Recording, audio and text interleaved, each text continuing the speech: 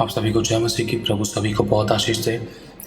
तो जैसे कि आपने पढ़ लिया होगा, प्रभु का आत्मा आज इस विषय में हमें सिखाना चाहता है, क्योंकि लिखा है, देखो बड़े बड़े काम हम सब कर लेते हैं, लेकिन छोटी छोटी बातों में इंसान चूक जाता है। वो छोटी बातें क्या है? क्योंकि मैंने ऐसी गवाहियाँ सुनी है, चीज़ें मैंने अपनी ज़िंदगी में बहुत सी चीज़ें ऐसी देखी हैं। क्योंकि हमारा परमेश्वर छोटी छोटी बातों में बहुत गंभीर है और बहुत सेंसिटिव है। परमेश्वर का देखना मनुष्य का सा नहीं है। मनुष्य तो बाहरी रूप देखता है, लेकिन परमेश्वर की आंखें मन पर लगी हैं। इसलिए भी लिखा है, परमेश्वर मनों को जांचता है। तो आज प्रभु में बताना चाहता है कि एक विश्वासी अगर किसी मनुष्य को माफ़ नहीं कर रहा है, तो वो अपनी आशीषों की रुकावट का कारण बन रहा है, खुद अपनी आशीषों को रोकने का कारण बन रहा है। कहने का मतलब, प्रभु का वचन कहता है, जिस मनुष्य को तुम देखते हो, यदि तुम उससे प्रेम नहीं करते, तो जिस परमेश्वर को तुमने अभी देखा ही नहीं है, तुम उससे कैसे प्रेम करोगे? प्रभु ने कहा है, शत्रु से प्रेम करो। पहली बात, मसीह में हमारा कोई शत्रु होना नहीं चाहिए, शैतान के अलावा कोई मनुष्य हमारा शत्रु नहीं होना चाहिए। दूसरा, अगर हम प्रभु को जानने के बाद किसी को माफ़ नहीं कर रहे हैं, तो इसका मतलब हम परमेश्वर के प्रेम को प्रकट नहीं कर रहे हैं। और अगर हमारे अंदर परमेश्वर का प्रेम नहीं है, तो हम परमेश्वर की संतान कैसे बन सकते हैं? और परमेश्वर का प्रेम अगर हमारे अंदर नहीं, क्योंकि लिखा है, यदि तो अपने भाई से बैर करे तो एक हत्यारा है। किसी हत्यारे में अनंत जीवन नहीं है, और हत्यारा एक पापी है। और लिखा है, तेरे ही पापों के कारण मैं तेरी प्रार्थना नहीं सुनता, तेरे ही अधर्म के कामों के कारण मैंने तुझसे अपना मुँह छिपा रखा है। मतलब एक विश्वासी किसी को माफ़ ना करने की वजह से अपनी खुद की आशीषों के रुकने का कारण बन सकता है। चाहे भले कितने भी दान दसवें से दे ले, कितने भी चढ़ा ले, या कितना भी कुछ अपनी तरफ से बेस्ट करने की कोशिश करे, लेकिन फिर भी कहीं ना कहीं गाड़ी यहीं पर आकर अटक जाती है कि माफ़ नहीं कर पा रही, इसलिए आशीष नहीं खुल रही है। क्योंकि हमने इन चीज़ों को देखा है। जैसे ही एक विश्वासी अपने लोगों को, मनुष्य को, विरोधियों को, सताने वालों को, तकलीफ़ देने वालों को, या नुकसान करने वालों को, या लूटने वालों को, बदनाम करने वाले लोगों को अगर एक विश्वासी तुरंत माफ़ कर देता है ना, तो परमेश्वर उसका न्याय चुकाता है। तुरंत परमेश्वर काम करता है। कई बार समय लगता है, लेकिन परमेश्वर काम करता है, और परमेश्वर का और उस मनुष्य का रिश्ता अच्छा हो जाता है माफ़ करने के कारण। लेकिन अगर एक विश्वासी अंदर से कठोर हो जाता है, तो लिखा है, जिस नाप से तू नापेगा उसी नाप से तेरे लिए नापा जाएगा। यदि तू सामने वाले के गुनाह 5% क्षमा करेगा, तो मैं भी तेरे 5% क्षमा करूँगा। यदि सामने वाले को तू पूरा 100% क्षमा करेगा, तो मैं भी तुझे 100% क्षमा करूँगा। क्योंकि जो तू बोएगा वो काटेगा।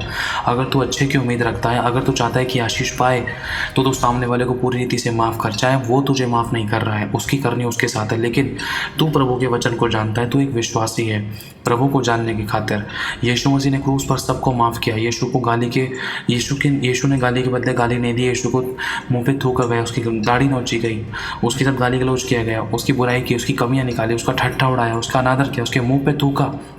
उसने जैसे को तैसा नहीं किया। उसने सेम बरत कर ऐसा बदलाव, मतलब उसने पलट कर ऐसा बदला नहीं लिया। तुरंत यीशु मसीह ने अपने आप को सच्चे न्याय के हाथों में सौंपा, और जहाँ पर चुप लगाने दी वहाँ पर चुप भी लगाई, चुप लगाकर सहता रहा और माफ़ करता रहा, और आखिरी सांस तक भी उसने माफ़ ही किया। अगर हम सच्चे यीशु मसीह परमेश्वर पे विश्वास करते हैं, प्रभु यीशु मसीह ने आँख के बदले आँख, चांटे के बदले चांटा, गाली के बदले गाली, बुराई के बदले बुराई नहीं की। यीशु के मुँह पे थूका गया, उसकी बुराई की गई, उसकी कमियाँ निकाली, उसका ठट्ठा किया, उसका अनादर किया, उसके मुंह पे थूका, उसकी दाढ़ी नोची गई, उसके ऊपर उंगलियां उठाई और उसके ऊपर दोष लगाए गए। लेकिन फिर भी यीशु मसीह आखिरी सांस तक माफ़ करता रहा। और वो यही बात हमें सिखा कर गया कि तुम भी लोगों को क्षमा करो, ताकि तुम पर भी परमेश्वर क्षमा को उतारे, तुम्हें भी क्षमा करे। और जब तुम पर क्षमा उतरेगी, जब तुम क्षमा पाओगे, जब तुम्हारी ज़िंदगी में क्षमा आएगी परमेश्वर की, तो तुम्हारी ज़िंदगी में आशीषें भी आएंगी। क्योंकि साफ प्रभु का वचन बताता है कि तेरे ही धर्म के कामों के कारण मैं तेरी प्रार्थना नहीं सुनता, तेरे ही पापों के कारण मैंने तुझसे अपना मुँह छिपा रखा है। पाप, अगर हम किसी मनुष्य से प्रेम नहीं कर रहे, अगर बैर कर रहे हैं, अगर उसको क्षमा नहीं कर रहे, तो हम हत्यारे हैं। हत्यारे में अनंत जीवन नहीं है, हत्यारे में परमेश्वर नहीं है, हत्यारे के अंदर एक पाप का अंश है। हत्यारे ने पाप कर दिया। हत्या एक पाप करना है। जुबान से इंसान हत्या कर देता है। ज़रूरी नहीं चाकू छुरी चलाकर हत्या करते हैं, जुबान के द्वारा भी इंसान ने हत्या की है। क्योंकि लिखा है, जीव के वश में जीवन और मृत्यु दोनों है, जो इसी काम में लाना जानता है वो इसका फल भोगेगा। जुबान हमारे शरीर में अधर्म का एक अंग है। यही जुबान मनुष्य को बर्बाद कर देती है। यही जुबान एक नई ज़िंदगी की शुरुआत करती है। अभी हमारे ऊपर निर्भर करता है कि हम इसको कैसे इस्तेमाल करें। अगर हम तुरंत क्षमा करेंगे, तो हमारी आशीषों को कोई रोक नहीं सकता। अगर हम सामने वाले को माफ़ नहीं कर रहे हैं, अगर हम कठोर हो रहे हैं, तो ऐसा हो सकता है कि परमेश्वर भी हमारे प्रति कठोर हो। देखो, अगर आप चाहते हो कि परमेश्वर की दया आए और परमेश्वर की ओर से आपको आशीष मिले, आपकी रुकी हुई प्रार्थनाओं का उत्तर मिले, आपकी ज़िंदगी में जो अब तक आशीष, बरकत, छुटकारा, चंगाई, भरपूरी, परिपूर्णता अब तक जो आपने नहीं पाया, जो आपको मिलना चाहिए था, याद करो कि कहीं कुछ ऐसा है तो नहीं कि जिस किसी को आपने माफ़ ना किया हो, चाहे वो घर का है, बाहर का है, फैमिली में, दोस्तों में, परिवारों में, घर का पड़ोसी अड़ोसी कोई भी हो सकता है, आप तुरंत उनको माफ़ करो, चाहे सामने वाला आपको माफ़ नहीं कर रहा है। लेकिन अगर आप माफ़ कर रहे हो, चाहे आपको सामने वाला गलत बर्ताव कर रहा है, आपके माफ़ी मांगने का गलत फ़ायदा उठा रहा है, छोड़ दो, कोई दिक्कत नहीं। आपको अपने हिस्से का काम करना है। आपको सिर्फ माफ़ी मांग कर सामने वाले से, माफ़ करके सामने वाले से अपना रिश्ता प्रभु के साथ अच्छा करना है। अगर आपका रिश्ता प्रभु के साथ अच्छा हो गया झुकने के द्वारा, माफ़ करने के द्वारा, तो इससे बढ़कर आपके लिए कुछ और बात नहीं है। जिसने आपके ऊपर उंगली उठाई, आने वाले टाइम में परमेश्वर उनके बीच में आपको सामर्थ्य रूप से इस्तेमाल करेगा। और लिखा, जितनों के बीच में तेरी बेइज्जती हुई है उन सबों के सामने मैं तुझे सदा के घमंड का कारण ठहराऊंगा। अब प्रभु हमें ये बताना चाहता है, अगर हम आशीष पाना चाहते हैं तो हम तुरंत माफ़ करें। क्योंकि मैंने ऐसी गवाहियाँ सुनी, जैसे ही लोगों ने माफ़ करा, अपने लोगों को, परिवारों को, घरानों को, फैमिलीज़ को और शत्रुओं को, विरोधियों को माफ़ किया और प्रेम प्रकट किया कामों के द्वारा। ये नहीं कि बस होठों से माफ़ कर दिया, लेकिन काम में वो आज भी विरोध है, कड़वाहट है, बात नहीं कर रहे, जलन रख रहे हैं, ईर्ष्या है, चुगलिया, निंदा कर रहे हैं, उसे माफ़ करना नहीं कहते हैं। माफ़ करना कामों के द्वारा भी प्रकट होगा। माफ़ करने का मतलब है गड़े हुए मुर्दों को कभी ना उखाड़ना। माफ़ करने का मतलब है बीती बातें बीत गई, अब सब कुछ नया हो गया। माफ़ करने का मतलब है आप भी भूल जाओ और मैं भी भूल जाऊँ, सब कुछ नया करते हैं, फिर से शुरू। तो जिसने अपने लोगों को, किसी भी मनुष्य को जिसने उनको सताया है, तो जब एक विश्वासी ने परमेश्वर के वचन को इज्जत दी और सामने वाले मनुष्य को माफ़ किया, तो कईयों ने पवित्र आत्मा का दान पाया, कईयों ने वरदान पाए, आशीष पाई, बरकत पाई, छुटकारे पाई, चंगाइयाँ पाई, भरपूरी की ब्लेसिंग्स पाई, रुके हुए काम बने, आश्चर्य कर्म हुए, टूटे रिश्ते जुड़े, गड़बड़ियाँ खत्म हुई, विरोधी फेवर में आए, मनुष्य और परमेश्वर दोनों का फेवर मिला। वरन वो सब कुछ हुआ सिर्फ एक शब्द माफ़ करने के द्वारा। परमेश्वर की दृष्टि में बहुत बड़ी बात है ये, सिर्फ माफ़ करना और माफ़ी मांगना। क्योंकि कहते हैं ना, जो झुकता है उसमें जान होती है, अकड़ मुर्दे की पहचान होती है। और दूसरा, जो लोग किसी पर दया नहीं दिखाते तो उन पर दया नहीं होती है। प्रभु कहता है, यदि तू किसी पर दया ना करेगा तो तेरा न्याय भी बिना दया के होगा। तो सोचो कितनी भयानक बात है। प्रभु का वचन कहता है, यदि हम किसी पर दया कर रहे हैं, हमारी किसी पर दया करना, दया न्याय के ऊपर जय पाती है। अगर हम किसी पर दया कर रहे हैं तो सोच लो हमारा न्याय नहीं होगा, हमें डायरेक्टली परमेश्वर अपने पास बुला लेगा। कहने का मतलब, पर हमें डायरेक्टली परमेश्वर अपने स्वर्ग में एंट्री करने देगा, अपने पास जयवंत होकर बिठाएगा, जयवंत करके बिठाएगा। न्याय पर जय पाती है दया। और अगर हम किसी पर दया करते हैं, चाहे वो छोटा है, बड़ा है, बूढ़ा है, बुजुर्ग है, चाहे कोई भी मनुष्य है, चाहे धनी, कंगाल, स्वतंत्र, दास, कोई भी है, अगर हम दया करते हैं तो कोई भी परमेश्वर की दया को हमारी ज़िंदगी में आने से नहीं रोक सकता। बहुत बार हमारी ज़िंदगी में कहीं ना कहीं ऐसी परिस्थितियाँ होती हैं, ऐसे रुकावट, ऐसी गड़बड़ियाँ, ऐसी परिस्थितियाँ, ऐसे शैतान के काम, ऐसे बंधन, ऐसी तकलीफ़ें, आंसू, गरीबी, घटी, श्राप, बीमारियाँ, समस्याएँ, तकलीफ़ें होती हैं, लेकिन परमेश्वर की दया वहाँ पर नहीं होती है।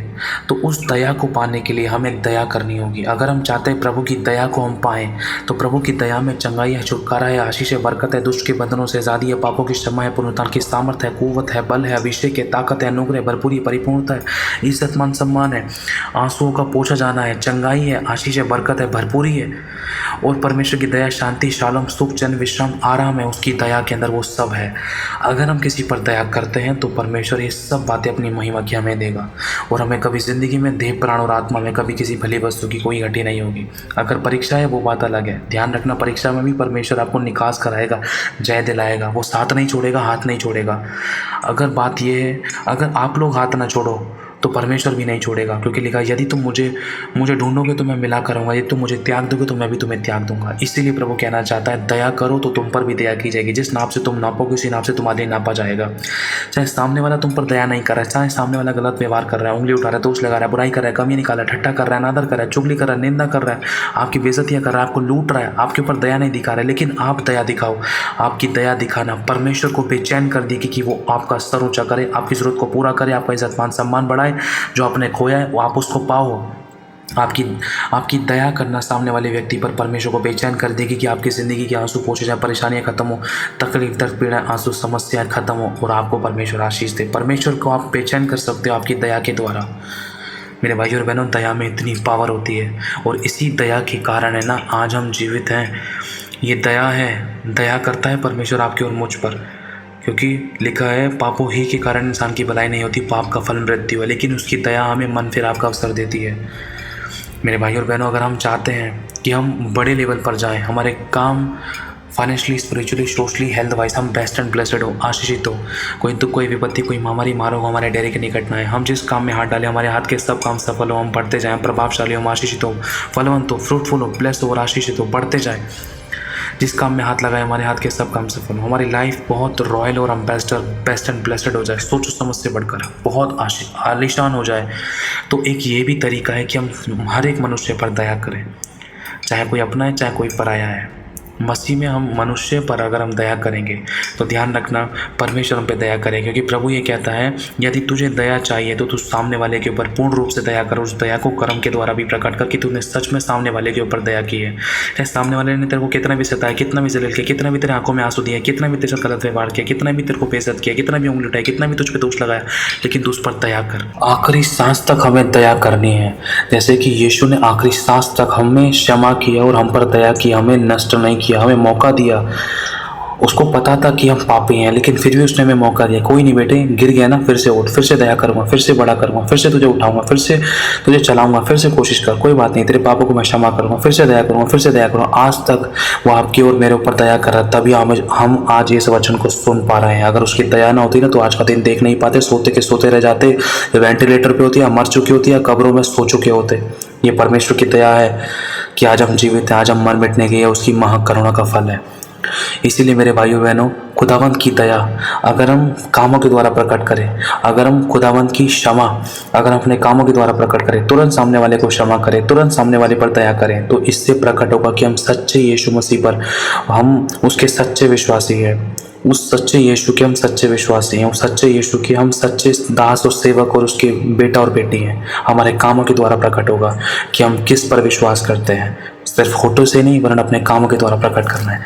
इसलिए यदि आप दया करोगे तो आपको बढ़ने से, उठने से, तरक्की, उन्नति पाने से, भरपूरी पाने से कोई नहीं रोक सकता, क्योंकि परमेश्वर की दया जब आपके ऊपर होगी ना तो लोग सर को जाएंगे, लोग हैरान होंगे आपको बढ़ता, तरक्की, उन्नति में देखकर, आपको ऊंचा उठता हुआ देखकर, आपको प्रॉस्पेरिटी में जाता हुआ देखकर, आपको आशीषित होता हुआ देखकर हैरान होंगे। क्यों? क्योंकि आपने ना दिखाने के टाइम पर भी आपने दया दिखाई है। लोग नहीं दिखा सकते, आपको लग रहा है सामने वाला दया नहीं दिखा रहा है, आपको महसूस हो रहा है सामने वाला भी तो वचन को जानता है, उसकी करनी उसके साथ, ऐसा है सामने वाला कर रहा है नहीं कर रहा, उसका लेखा परमेश्वर देख लेगा। लेकिन हमें परमेश्वर के वचन को जानने के द्वारा हर एक मनुष्य पर दया दिखानी है, आखिरी सांस तक माफ करना है। जैसे स्तिफनुस से कहा, उसके ऊपर पथराव किया जा रहा था, उसने कहा हे पिता ने क्षमा करें, इस पाप का भार इनके ऊपर मत डाल। यीशु ने भी कहा हे पिता ने क्षमा कर, इन पर दया कर, माफ़ कर दे इनको।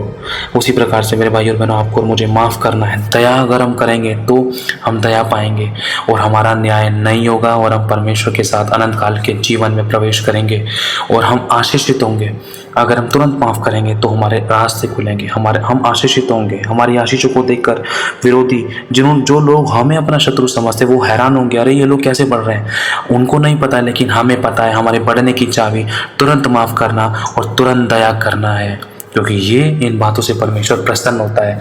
दया करने से परमेश्वर प्रसन्न होता है। हालेलुया।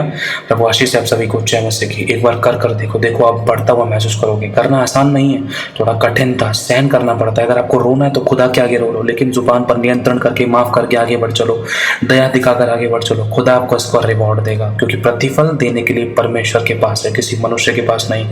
कोई मनुष्य कुछ नहीं दे सकता, वो आज देगा कल सुना देगा, लेकिन प्रभु कभी नहीं सुनाएगा, वो आपको देगा। अगर आप गिर गए तो आपके ऊपर हंसेगा नहीं, वो परमेश्वर आपको फिर से उठाएगा, फिर से उठाएगा, फिर से चलाएगा, फिर से दौड़ाएगा और फिर से दया भी करेगा। लेकिन मनुष्य ऐसा नहीं करता है। लेकिन अगर आप और मैं सच्चे यीशु मसीह के सच्चे चेले हैं, उस सच्चे परमेश्वर के जिसने अपनी जान हमारे लिए दी है, अगर हम उस परमेश्वर के यीशु मसीह के सच्चे चेले विश्वासी हैं, सच्चे उसके दास दासी, सच्चे उसके बेटा बेटी, तो हम दया को प्रकट करेंगे, क्षमा को प्रकट करेंगे कामों के द्वारा। चाहे कोई हमारे साथ अच्छा बर्ताव कर रहा है या नहीं कर, लेकिन हमें करके देना है, अपनी तरफ से बेस्ट करना है, ताकि हम परमेश्वर की ओर से बेस्ट पाएं। हालेलुया। प्रभु आशीष आप सभी को जय मसीह की। इस बात को ध्यान रखना, परमेश्वर ने जो बातें कही हैं उनका पूरा होने में विलंब भी हो, लेकिन वो निश्चय पूरी होंगी। आमीन।